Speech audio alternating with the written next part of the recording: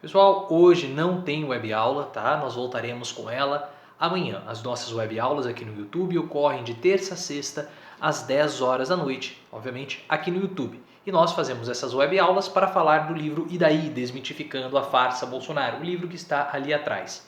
Você pode comprar esse livro do canal, tanto a versão física no Clube de Autores, o link está aqui na descrição, como também a versão digital na Amazon Books, o link também está aqui na descrição.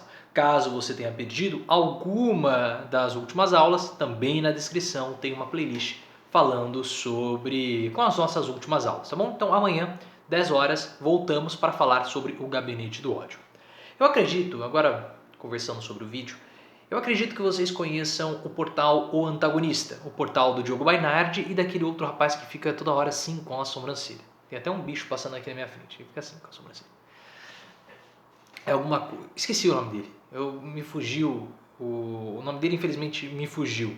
Perdoe a minha fraca memória. O Antagonista, vocês sabem, eu acompanho bastante, porque é um portal interessante, já que ele acaba pegando notícias de vários outros portais. Então ele pega notícias do Globo, da Folha de São Paulo, do Estadão e acaba condensando em um único local. Então você não precisa ter a assinatura da Folha, do Globo, do Estadão para poder acompanhar as principais notícias desses jornais sobre política. Você acompanha pelo Antagonista. Claro que eles não trazem as notícias inteiras, mas ali você já consegue ter uma ideia do assunto que está sendo falado, do assunto que está sendo repercutido. Então o Antagonista para esse tipo de serviço é muito bom. Agora, para emitir opinião, vocês sabem que ele tem uma qualidade duvidosa. E preparando esse vídeo eu ia falar novamente sobre o Fred Wassef, só que eu vi um comentário do Antagonista que eles mostram que eles não sabem muita coisa sobre economia, principalmente sobre renda básica ou renda cidadã ou renda mínima universal. Eles falam num post deles que a renda mínima que está sendo ventilada agora, ela vai ser mais uma forma de clientelismo. E isso, claro, é uma grande bobagem. Mas o que é essa renda mínima? Renda básica ou renda cidadã? Eu vou explicar aqui de um modo bem superficial. Se você quiser de fato aprofundar os seus estudos sobre renda básica, renda mínima, como você queira chamar, eu vou sugerir a minha entrevista com o ex-senador Eduardo Suplicy. Eduardo Suplicy, que completou recentemente 80 anos, então um abraço ao Eduardo Suplicy, meus parabéns. Ele é um dos grandes entusiastas da renda cidadã, da renda mínima, tá? Da renda básica. Eu vou deixar a minha entrevista aqui na descrição com ele. Ele conta toda a história, ele tem uma abordagem de ele tem um conhecimento muito grande sobre o assunto, é um grande entusiasta sobre isso. Então, se você quiser entender mais, é só ver o vídeo com o Eduardo Suplicy. Mas basicamente, a renda cidadã, ela é uma prática liberal da economia. Nossa, uma prática liberal? Sim, uma prática liberal da economia. Talvez isso o pessoal do Antagonista não saiba. Mas como que é uma prática liberal se é o Eduardo Suplicy que defende isso? Porque as coisas elas não são tão simples como a cabecinha de algumas pessoas imagina. Outro defensor da renda cidadã é o Kim Kataguiri. Ah, mas o Kim Kataguiri é de direita? Sim, é de direita, porque é uma prática liberal que funciona e ela pode ser adotada pelos governos de esquerda, porque é uma boa prática liberal e vocês vão entender o porquê. Basicamente, a renda cidadã é uma destinação de uma verba, de uma renda mínima mensal que o governo paga para as pessoas. No caso, o Bolsa Família. O Bolsa Família ele é um programa de renda mínima. Mas por que esse tipo de programa ele é tão bom e ele tem mais efeitos do que programas como vouchers ou o Fome Zero, por exemplo? Porque o Fome Zero, vamos pegar esse exemplo desse projeto do governo Lula, do Lula 1, que deu errado. Porque para você fazer o Fome Zero, você precisa primeiro estabelecer uma cesta de produtos mínimos que aquela pessoa precisa consumir nas refeições. Então você vai ter que decidir você Estado, né, o que aquela pessoa vai comer, a quantidade de refeições que ela vai comer, e depois que você decidiu, criou uma equipe, um comitê para decidir isso, você vai ter que licitar essa cesta de produtos, essa cesta básica. Depois que você licitar, você vai ter que comprar essa cesta básica e você vai ter que distribuir toda essa cesta básica, todas elas. Então existe uma logística aí que encarece todo esse processo. Então o que faz a renda básica? A renda básica você entrega esse dinheiro na mão das pessoas e elas fazem o que quiser com esse dinheiro. Então, toda essa operação logística de licitar, de comprar, de distribuir, de estocar, ela é reduzida, fica mais barato e a pessoa ela tem a liberdade para fazer o que ela quiser com o dinheiro. Então a pessoa pega esse dinheiro e gasta como ela quiser. Ah, ela quer comprar mais macarrão? Ela compra mais macarrão. Ah, ela quer comprar uma azeitona? Ela compra uma azeitona. Ah, ela quer comprar manteiga ao invés de margarina? Ela compra. Ah, eu quero comprar um produto, eu quero gastar mais comprando arroz e menos comprando feijão. Ela pode fazer isso. Ela não tem o Estado obrigando ela a comer aquilo que o Estado quer. Você tem uma liberdade muito grande para consumir, você tem uma liberdade de escolha muito grande a respeito da sua dieta. E o Estado também ganha, porque é uma operação muito mais prática e muito menos custosa do que você distribuir cesta básica. Então essa é, vamos colocar assim, um grande benefício do Bolsa Família, de um modo bem simplificado. O que o Eduardo Suplicy ele quer? Ele quer estabelecer uma expansão disso e utilizar o Corona Voucher, que está sendo usado agora, a ajuda de R$600, para nós estabelecermos essa renda básica para os brasileiros realmente necessitados.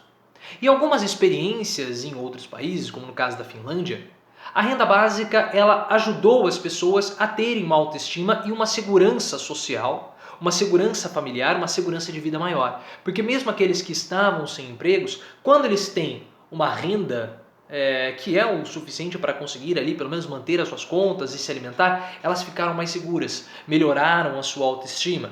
Depois de um tempo, a experiência na Finlândia acabou sendo desconsiderada, acabou sendo descontinuada, melhor dizendo, mas houve um ganho social muito grande durante essa experiência. Então a renda cidadã, renda básica, renda mínima, ela ajuda a dar uma garantia para a população nesses momentos mais difíceis, como no caso agora da Covid-19. Se as pessoas mais necessitadas tivessem acesso facilitado a esse dinheiro, nós teríamos uma garantia de consumo mínima que já estava programado dentro do orçamento ou dentro ali do planejamento das empresas e o planejamento da União. É por isso que muitas pessoas criticam o funcionalismo público sem saber o papel econômico que os funcionários públicos têm na economia. Muitas pessoas falam as coisas sem saber, são ignorantes, repetem o senso comum. Só que os funcionários públicos, eles possuem um papel essencial na base do consumo da população, na base do consumo nacional. Porque faça chuva ou faça sol, trabalhando mais ou trabalhando menos, os funcionários públicos eles recebem a mesma quantidade de dinheiro. Então o funcionário público ele consegue fazer uma previsão dos seus custos, uma previsão dos seus gastos muito mais facilitada. Porque ele vai ganhar, por exemplo, 5 mil nesse mês, 5 mil no próximo, 5 mil no outro, no outro, no outro, no outro. Ele sabe que em 20 meses ele vai ter 100 mil reais.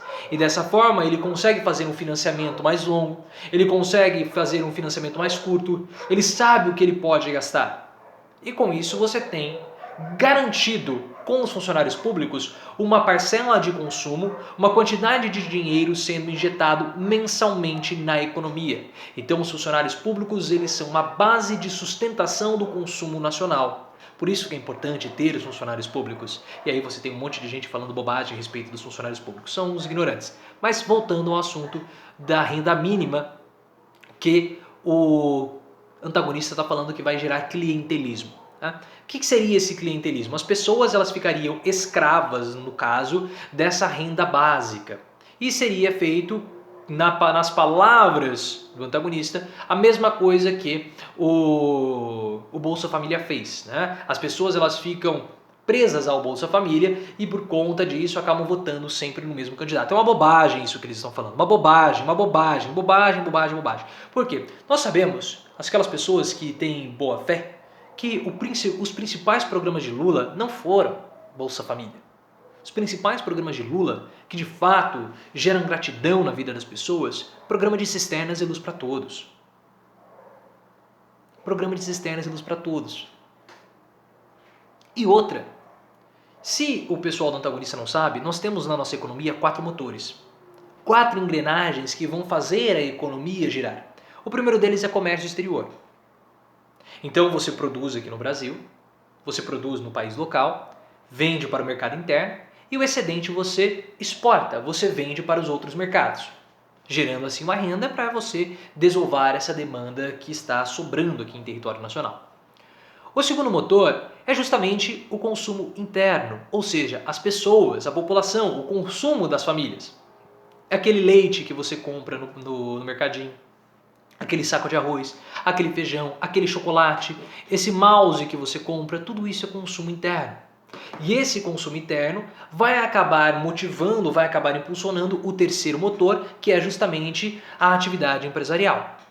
As empresas, quando elas começam a observar que tem um aumento maior de consumo, elas contratam mais pessoas. Se elas contratam mais pessoas, são mais pessoas tendo dinheiro, mais pessoas comprando. Se são mais pessoas comprando, você tem uma atividade empresarial maior e aí as empresas contratam mais pessoas. E assim você tem um círculo virtuoso a respeito da economia. E por fim, o quarto motor, que é o investimento público, o investimento estatal. Então o Estado ele vai investir na construção de uma ponte, na construção de uma ferrovia, na construção de uma estrada. Isso faz com que a iniciativa pública injete dinheiro na iniciativa privada. E um outro tipo de investimento é justamente esses programas de assistência, como no caso o Bolsa Família e a renda básica.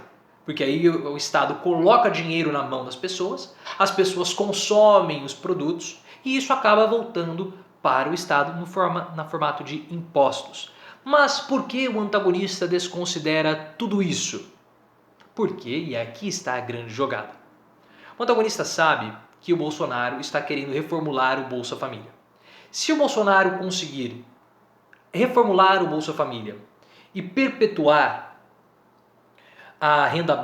perpetuar o Corona Voucher dos R$600 como sendo a renda básica, é muito possível que ele tenha uma vantagem muito grande para as eleições de 22. É muito possível que ele consiga essa vantagem. Só que quem que está com o antagonista hoje? O antagonista nunca foi bolsonarista.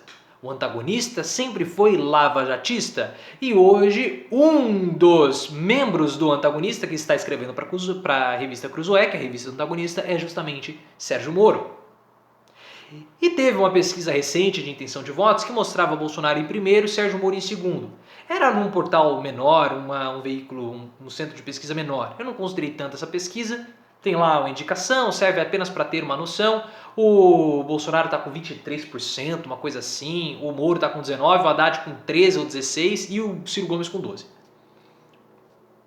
Mas mostra que o Moro está em segundo. E o antagonista é morista, lido pela classe média. Então o que eles estão tentando fazer?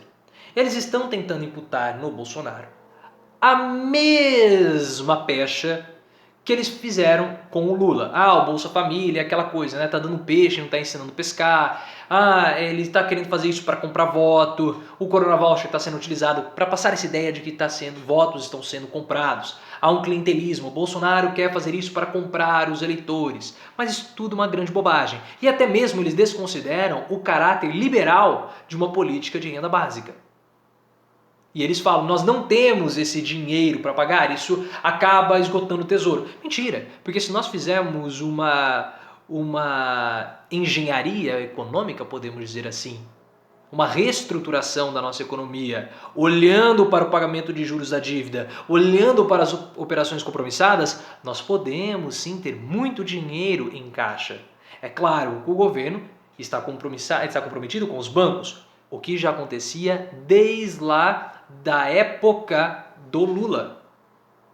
Por que a Selic aumentou tanto? A Selic aumentou tanto nos últimos anos porque ela foi uma espécie de compensação para as perdas que os bancos tiveram durante o governo Fernando Henrique Cardoso. Então nós vamos aumentar os juros e aí você consegue recuperar esse dinheiro e essas perdas que você teve ao longo do governo Fernando Henrique Cardoso, pelas mudanças regulatórias, coisas do tipo, um assunto para um outro vídeo.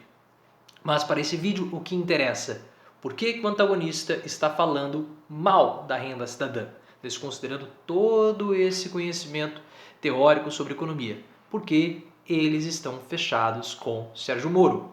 E por conta disso, querem imputar e destruir a imagem da renda cidadã para que o Bolsonaro fique mal visto pela classe média. Porque a classe média ela é uma classe muito moralista e acredita piamente na capacidade e na meritocracia. Mas nós sabemos que não é assim. Nós sabemos que nesse momento em que o consumo das famílias está totalmente estrangulado, pessoas perdendo emprego, pessoas perdendo seus familiares, pessoas muito endividadas desde a crise de 2014. Se nós não temos uma força consumidora, você já tem das engrenagens que mexem em economia, você já tem ela reduzida. Se você tem o poder de consumo das pessoas reduzido, você também vai ter a atividade empresarial também reduzida. Cabe, portanto, ao investimento público injetar dinheiro na economia para fazer as outras duas engrenagens voltarem a mexer. Por quê? Se a iniciativa privada olhar para o consumo, para a engrenagem do consumo, para o motor do consumo e ver, esse motor está fraco, o que ela vai fazer? Vai ficar com o dinheiro? Vai esperar? Vai investir? Se não tiver consumo, para que como investir? Pega e nós vamos aplicar no mercado financeiro, vamos aplicar na especulação financeira. Eu espero que essa explicação tenha ficado claro para vocês. Por que é importante uma renda básica? Por que essa renda cidadã nos moldes do antagonista é uma grande bobagem o que eles estão falando? Eles não entendem, não sabem como funciona, não sabem desse tipo de importância para a economia, não sabem nem que isso é algo neoliberal. Que é algo neoliberal não, que é algo do liberalismo, que Kataguiri defende. Tá? Mas eles fazem isso porque agora, com o Sérgio Moro dentro das páginas do antagonista, eles precisam proteger o seu candidato, que é Sérgio Moro.